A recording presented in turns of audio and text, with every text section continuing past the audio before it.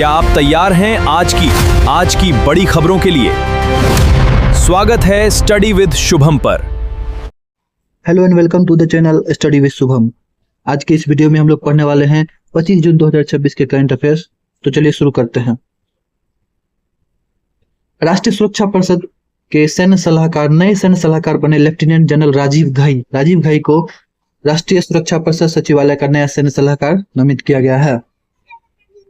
भारत सरकार ने lieutenant general Rajiv घाई को राष्ट्रीय सुरक्षा परिषद सचिवालय नेशनल सिक्योरिटी काउंसिल सेक्रेटारिएट का नया सैन्य सलाहकार नियुक्त किया गया है। राष्ट्रीय सुरक्षा से जुड़े विभिन्न सैन्य मामलों पर राष्ट्रीय सुरक्षा सलाहकार तथा सरकार को महत्वपूर्ण रणनीतिक सलाह प्रदान करेंगे। राष्ट्रीय सुरक्षा सलाहकार भारत की national security council secretariat Bharat की राष्ट्रीय सुरक्षा प्रणाली का महत्वपूर्ण अंग है। यह संस्था राष्ट्रीय सुरक्षा, रक्षा, विदेश नीति, साइबर सुरक्षा, आतंकवाद रोधी नीति और सामरिक मामलों से संबंधित विषय पर सरकार को सहायता प्रदान करती है। राष्ट्रीय सुरक्षा परिषद की बात करें तो भारत में यह राष्ट्रीय सुरक्षा से संबंधित सर्वोच्च नीति निर्माण निकाय है। इसके अध्यक्ष भारत के प्रधानमंत्री होते हैं। इसकी स्थापना 1998 ईस्वी में हुई थी। इसका उद्देश्य है राष्ट्रीय सुरक्षा से जुड़े मुद्दे पर सरकार को नीति स्तरीय सलाह देना। अभी वर्तमान में राष्ट्रीय सुरक्षा सलाहकार अजीत डोभाल हैं। ये भारत के 5वें राष्ट्रीय सुरक्षा सलाहकार है। यह पूर्व IPS अधिकारी रह चुके हैं। यह 2014 से राष्ट्रीय सुरक्षा सलाहकार हैं। हमारा अगला टॉपिक है भारतीय नौसेना में शामिल हुआ नया 3 स्वदेशी जहाज। भारतीय नौसेना ने देश की समुद्री सुरक्षा, निगरानी क्षमता और युद्धक शक्ति को मजबूत करने के लिए विशाखापट्टनम में एक विशेष समारोह के दौरान 3 नए स्वदेशी जहाज INS दूनागिरी, INS संध्यक और INS अजय को आधिकारिक रूप से नौसेना के बेड़े में शामिल किया है। INS दूनागिरी, INS संध्यक और INS अजय।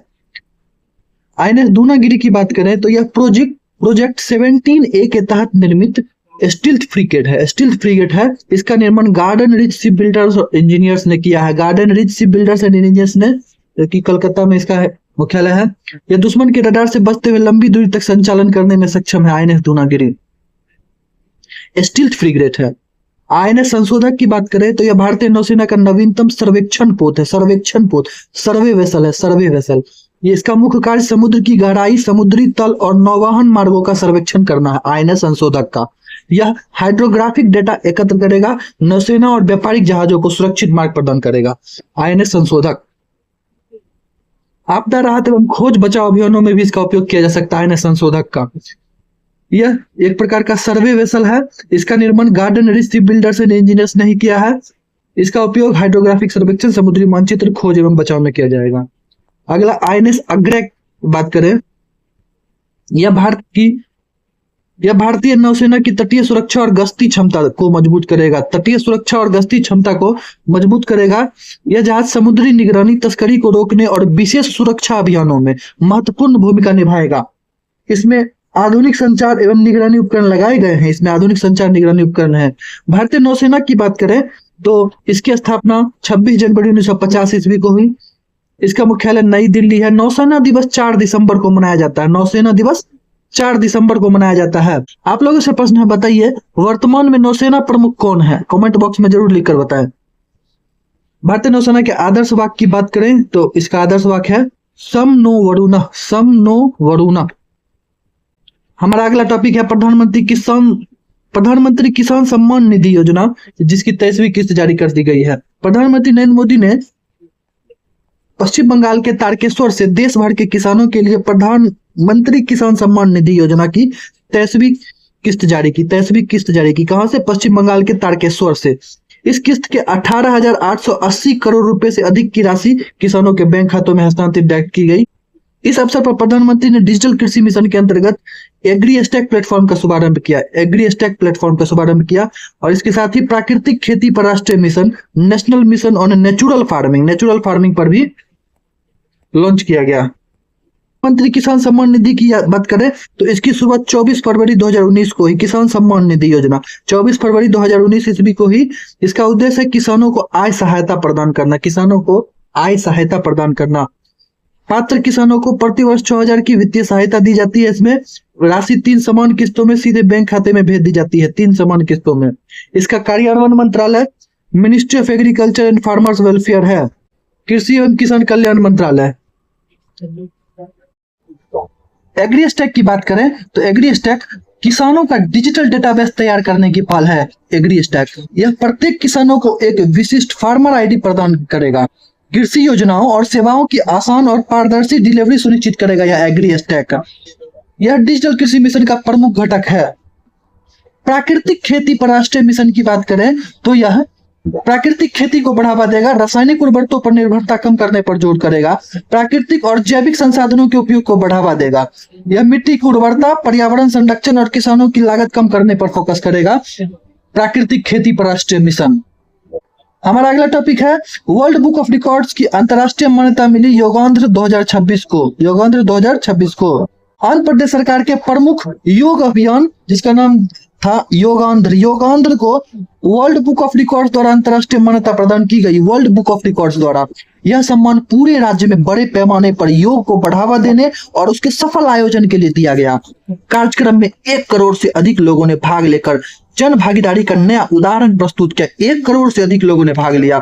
योगांध्र की बात करें तो यह विश्व के सबसे बड़े योग जन जागरूकता अभियानों में से एक माना जा रहा है। योगांध्र अंतर्राष्ट्रीय योग दिवस हम लोग जानते हैं 21 जून को मनाया जाता है अंतर्राष्ट्रीय योग दिवस। संयुक्त राष्ट्र महासभा ने 11 दिसंबर 2014 ईस्वी को इसे मान्यता योग दिवस को दी थी। 11 दिसंबर 2014 को। और पहला अंतर्राष्ट्रीय योग दिवस 21 जून 2015 को मनाया गया था।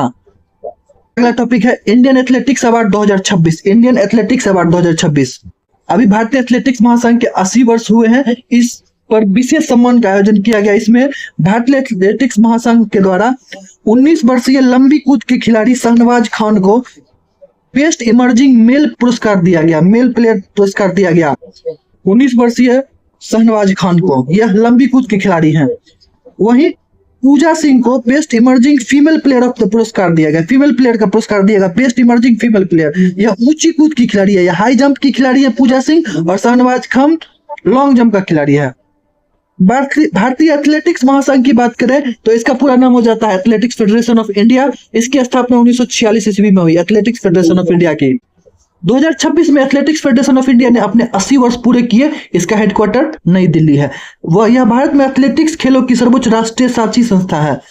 AFI athletics federation of India Bharat में ट्रैक एवं फील्ड प्रतियोगिताओं का संचालन और प्रबंधन करती है। ट्रैक एंड फील्ड प्रतियोगिता का अभी वर्तमान अध्यक्ष की बात करें एथलेटिक्स फेडरेशन ऑफ इंडिया की तो ये बहादुर सिंह सागू हैं और इसके महासचिव संदीप मेहता हैं। एथलेटिक्स को मदर ऑफ ऑल स्पोर्ट्स कहा जाता है एथलेटिक्स को। इसमें मुख्यतः track event, field event, road running, cross country, race walking athletics में आते हैं। विश्व एथलेटिक्स की बात करें तो इसकी स्थापना 1912 ईस्वी में हुई। विश्व एथलेटिक्स 1912 में स्वीडन स्टॉकहोम में हुई थी। विश्व एथलेटिक्स की स्थापना इसका हेडक्वार्टर मोनाको में है। एथलेटिक्स विश्व एथलेटिक्स की स्थापना स्वीडन स्टॉकहोम में हुई। हेडक्वार्टर अभी मोनाको में है। इसका पूर्व के नाम की बात करें तो IAAF international association of athletics federation. इसके अध्यक्ष सेबेस्टियन को हैं जो कि ब्रिटेन के रहने वाले हैं। सेबेस्टियन को हैं वर्ल्ड एथलेटिक्स के अध्यक्ष। हमारा अगला टॉपिक है नाफेड के द्वारा लॉन्च किया गया nafex.in और दृष्टि पोर्टल एंड nafex.in लॉन्च किया गया है NAFED नाफेड के द्वारा।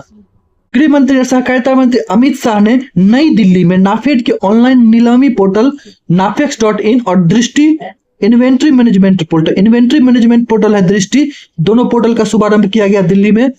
इसका उद्देश्य कृषि उपज के व्यापार में पारदर्शिता लाना, दक्षता और डिजिटल प्रबंधन को बढ़ावा देना। इन पोर्टलों का उद्देश्य है कृषि उपज के व्यापार में पारदर्शिता लाना, डिजिटल प्रबंधन को बढ़ावा देना। nafex.in की बात करें तो इसके माध्यम से एग्रीकल्चरल कमोडिटीज की ऑनलाइन नीलामी की जा सकेगी। जो कृषि जींस होंगे उसकी ऑनलाइन नीलामी की जा सकेगी nafex.in के माध्यम से।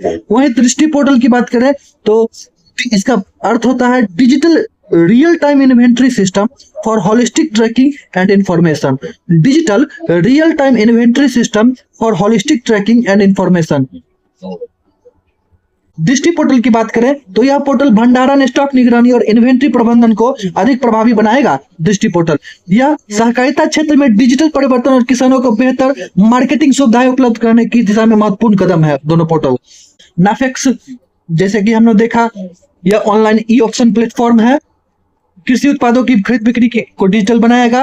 यह पारदर्शी मूल्य खोज प्राइस डिस्कवरी में सहायता करेगा। बिचौलियों की भूमिका को कम करके प्रतिस्पर्धी बोली प्रक्रिया को बढ़ावा देगा।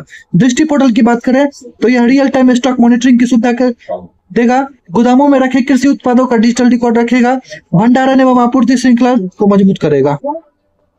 नाफेड की बात करें तो इसकी स्थापना 2 अक्टूबर 1958 ईस्वी को नाफेड की। इसका हेडक्वार्टर नई दिल्ली में है। यह भारत की शीर्ष सहकारी विपणन संस्था है, कोऑपरेटिव मार्केटिंग संस्था है। कृषि उत्पादों की खरीद, भंडारण एवं विपणन एवं मूल्य समर्थन कार्यों में महत्वपूर्ण भूमिका निभाती है यह नाफेड। हम लोग ई नाम की बात करें तो इसका अर्थ होता है national agricultural market, electronic national agricultural market. इसकी शुरुआत 14 अप्रैल 2016 ईस्वी को ही ई नाम की। यह कृषि मंडियों को एकीकृत डिजिटल प्लेटफॉर्म से जोड़ता है। कृषि मंडी जितने हैं उसको एकीकृत डिजिटल प्लेटफॉर्म से जोड़ना इसका काम है। एमएसपी की बात करें तो किसानों को उनकी उपज का न्यूनतम सुनिश्चित मूल्य प्रदान करने की व्यवस्था की गई और इसकी सिफारिश सीएसीपी द्वारा की जाती है। CACP, commission for agriculture cost and prices. हमारा अगला टॉपिक है, भारत में डिजिटल शिक्षा को बढ़ावा देने के लिए एडीबी और स्कूल नेट इंडिया की रणनीतिक साझेदारी की गई है। भारत में डिजिटल शिक्षा को नई गति देने के लिए एशियन डेवलपमेंट बैंक ने स्कूल नेट इंडिया लिमिटेड के साथ स्कूल नेट इंडिया लिमिटेड और एशियन डेवलपमेंट बैंक ने मिलकर 10 मिलियन अमेरिकी डॉलर लगभग 85 करोड़ की महत्वपूर्ण रणनीतिक साझेदारी की है। 85 करोड़ की। इसका उद्देश्य देश भर के सरकारी विद्यालयों में डिजिटल शिक्षा के बुनियादी ढांचे को मजबूत बनाना और विद्यार्थियों को आधुनिक तकनीक आधारित शिक्षा उपलब्ध कराना है। और यह पहल डिजिटल इंडिया राष्ट्रीय शिक्षा नीति एनईपी 2020 और इंक्लूसिव एजुकेशन समावेशी शिक्षा को लक्ष्यों को आगे बढ़ाने में महत्वपूर्ण भूमिका निभाएगा। इस परियोजना के प्रमुख उद्देश्य है 30,000 सरकारी स्कूलों में डिजिटल इंफ्रास्ट्रक्चर का विस्तार करना, 58,000 डिजिटल क्लासरूम का निर्माण करना, 1,000 से अधिक स्कूलों में आधुनिक कंप्यूटर लैब की स्थापना करना, तकनीक आधारित शिक्षण टेक्नोलॉजी इनेबल लर्निंग को बढ़ावा देना। और स्कूल नेट इंडिया लिमिटेड की बात करें तो यह भारत की प्रमुख शिक्षा प्रौद्योगिकी एडटेक कंपनी है। School net India limited. Asian development bank की बात करें तो इसकी स्थापना 1966 ईस्वी में हुई। इसका हेडक्वार्टर मनीला है। मनीला फिलीपींस में इसका हेडक्वार्टर है। इसके अध्यक्ष मसातो कांडा है जो कि जापान के हैं। मसातो कांडा जापान के हैं। इसमें सदस्य देश 69 सदस्य देश हैं और भारत इसका सदस्य कब बना था? 1966 में।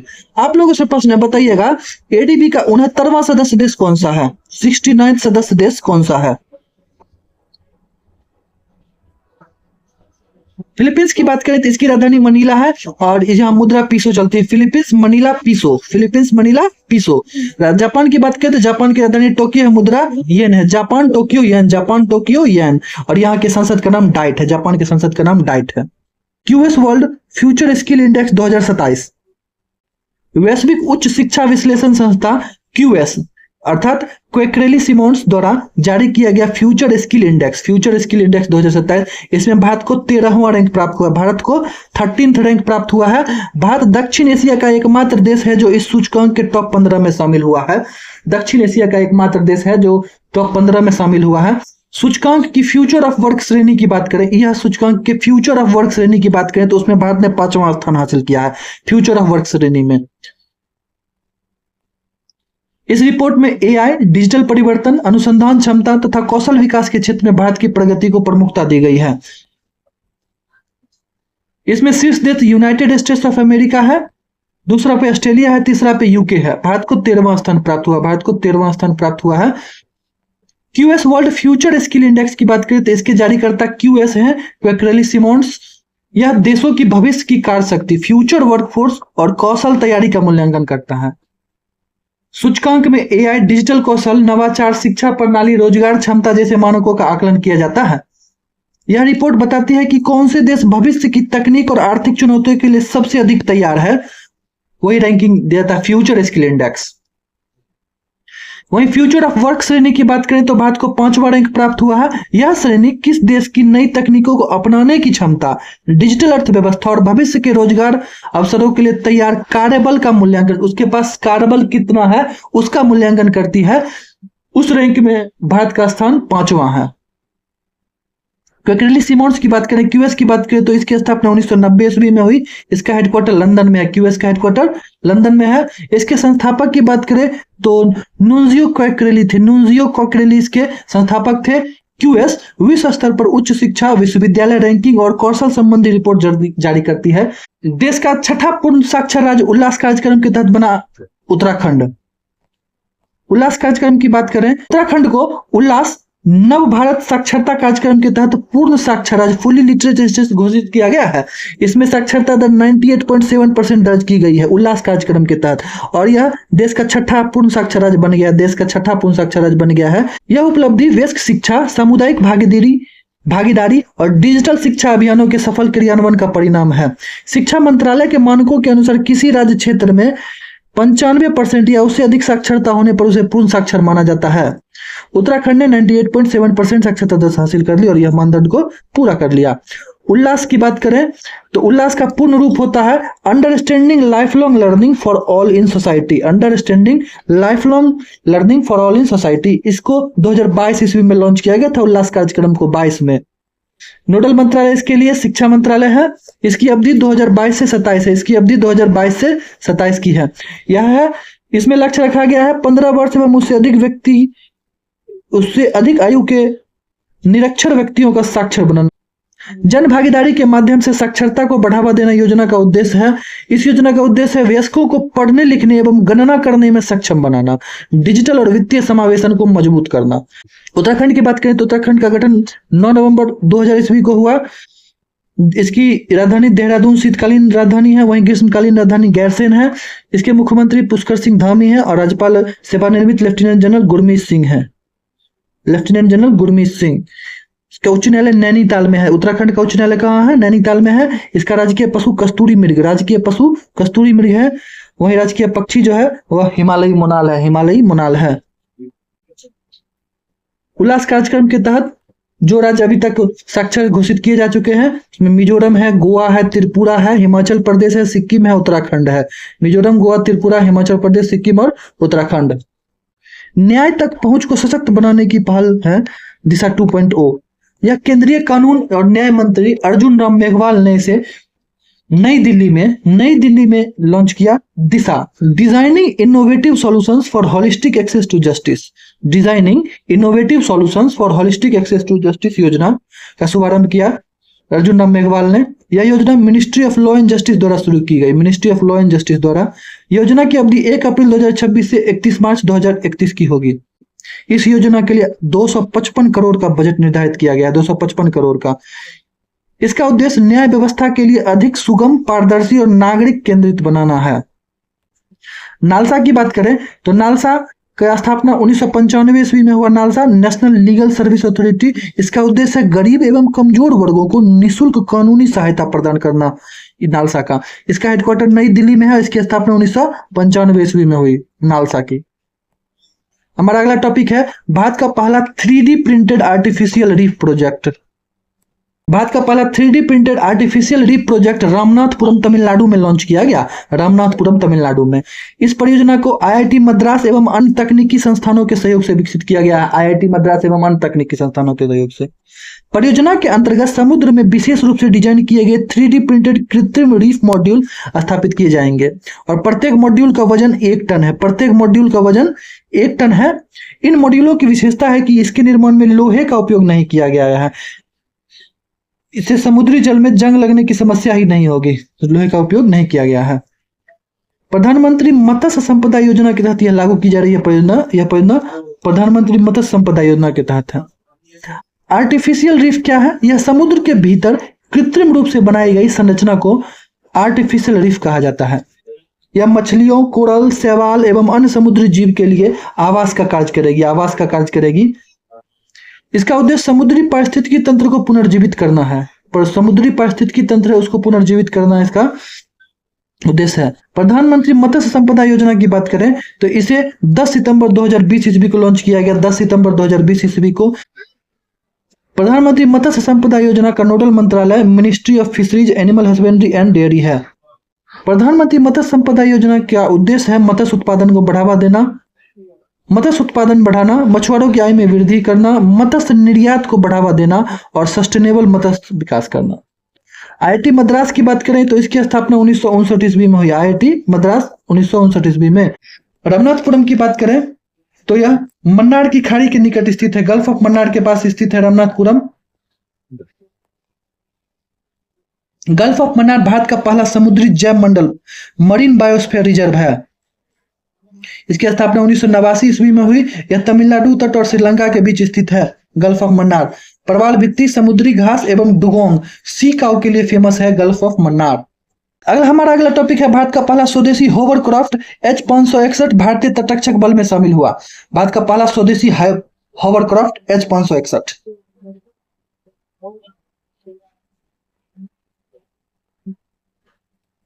भारत का पहला स्वदेशी होवरक्राफ्ट H-561 भारतीय तटरक्षक बल में शामिल किया गया है।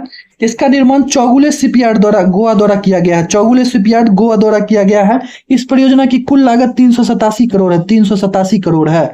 यह स्वदेशी रक्षा निर्माण एवं आत्मनिर्भर भारत की दिशा में महत्वपूर्ण उपलब्धि मानी जा रही है।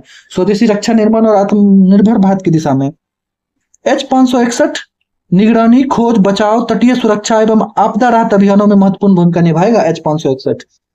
इसकी विशेषताओं की बात करें तो इसकी अधिकतम गति लगभग 83 किलोमीटर प्रति आवर है। इसकी संचालन क्षमता लगातार 9 घंटे तक है। वहन क्षमता की बात करें तो 42 कर्मी इस पे जा सकते हैं। 8 टन का पेलोड यह लेके चल सकता है। 8 टन। इसे ACV अर्थात एयर क्यूशन व्हीकल भी कहा जाता है। इसे एयर क्यूशन व्हीकल कहा जाता है। होवरक्राफ्ट एक ऐसा वाहन होता है जो अपने नीचे हाई प्रेशर वाली वायु बनाकर सतह से थोड़ा ऊपर तैरता हुआ चलता है होवरक्राफ्ट। यह भूमि और जल दोनों पर चल सकता है होवरक्राफ्ट। इसी कारण इसे ACV एयर क्यूशन व्हीकल कहा जाता है। भारतीय तटरक्षक बल की बात करें तो इसकी स्थापना 1 फरवरी 1977 ईस्वी को हुई। भारतीय तटरक्षक बल की स्थापना 18 अगस्त 1978 ईस्वी को इसे स्वतंत्र सशस्त्र बल के रूप में संसद द्वारा अधिनियमित किया गया। इसका मुख्यालय नई दिल्ली है। यह मिनिस्ट्री ऑफ डिफेंस के तहत आता है। इसका आदर्श वाक्य की बात करें तटरक्षक बल के आदर्श वाक्य वयम रक्षामः। चौगुले शिपयार्ड कहाँ स्थित है? चौगुले शिपयार्ड गोवा में है। यह भारत की प्रमुख निजी जहाज निर्माण कंपनियों में से एक है। चौगुले शिपयार्ड रक्षा एवं वाणिज्यिक जहाजों के निर्माण में सक्रिय है। यह भारतीय तटरक्षक दिवस की बात करें तो यह 1 फरवरी को मनाया जाता है। भारतीय तटरक्षक बल के वर्तमान महानिदेशक परमेश शिवमणि। आज का वीडियो आप लोगों को कैसा लगा कमेंट बॉक्स में लिखकर जरूर बताएं। अगर वीडियो अच्छा लगा हो तो लाइक करें, सब्सक्राइब करें, अपने दोस्तों के साथ शेयर करना बिल्कुल भी ना भूलें। Thank you, thanks for watching.